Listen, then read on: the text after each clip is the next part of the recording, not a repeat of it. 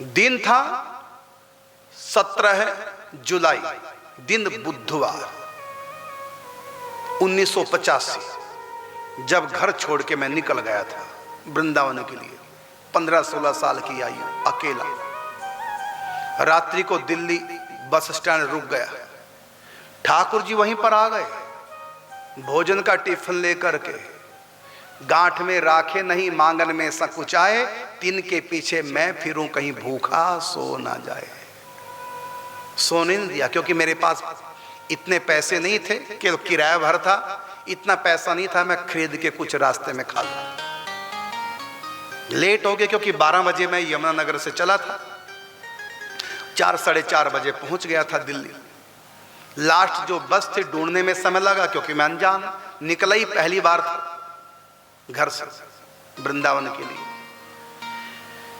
तो रात को रुक गया। पैसा इतना नहीं था, 40 रुपए थे, 21 रुपए खर्च हो चुके थे। उन दिनों दिल्ली से वृंदावन का किराया 17 रुपए था बस का।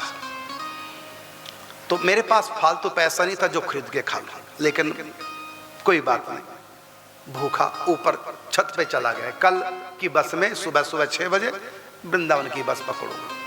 अब ठाकुर जी ने भूखा सोने नहीं दिया। टिफिन लेकर के अनजान की तरह कोई आया, हमको भोजन की पूछा, कुछ खाया? हमने कहा नहीं, ले भोजन कर लो। हमें बिल्कुल भी जानकारी नहीं थी, भक्तमाल पढ़ी नहीं, ये भी नहीं पता कि इस प्रकार भगवान आते होंगे, नहीं जानकारी, बिल्कुल बुद्धू थे, अनजान थे। हाँ, इतना था कि जाएंगे ध्रुव भगत की तरह वृंदावन में। और मुझको ये नहीं पता था कि वृंदावन कोई शहर है आज की तरह, नहीं पता था। ये था वृंदावन, वन का मतलब वन है, जंगल है। जैसे मधुबन ऐसे वृंदावन।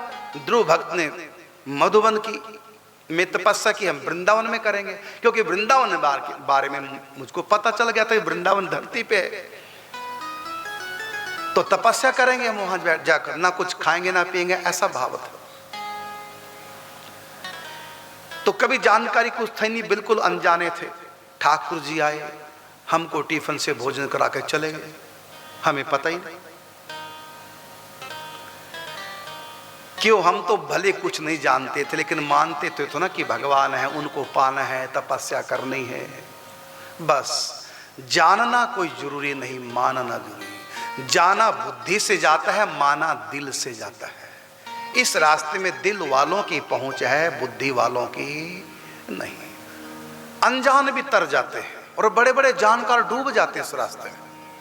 कहा ना कि नीच नीच सब तर गए राम चरण लवलीन, और जाति के अभिमान से डूबे बहुत कुलीन। हम बहुत बड़े हैं, बड़े विद्वान हैं, बहुत ऊंचे हैं, ऊंचे खानदान के हैं, तो डूब गए हैं। और नीच नीच सब तर गए। यहां योग्यता नहीं चाहिए। अपनी किसी भी योग्यता से, धन की, तन की, जवानी की, रूप की, बुद्धि की, पढ़ाई की, किसी भी योग्यता से आप भगवान को रिझा नहीं सकते।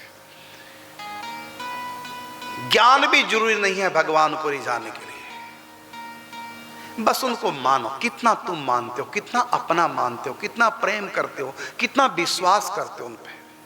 अब विश्वास में तो बुद्धि की जरूरत नहीं, प्रेम में तो बुद्धि की जरूरत नहीं, श्रद्धा में तो बुद्धि की जरूरत नहीं, मानने में तो बुद्धि की जरूरत नहीं, जानने में जरूरत है बुद्धि की।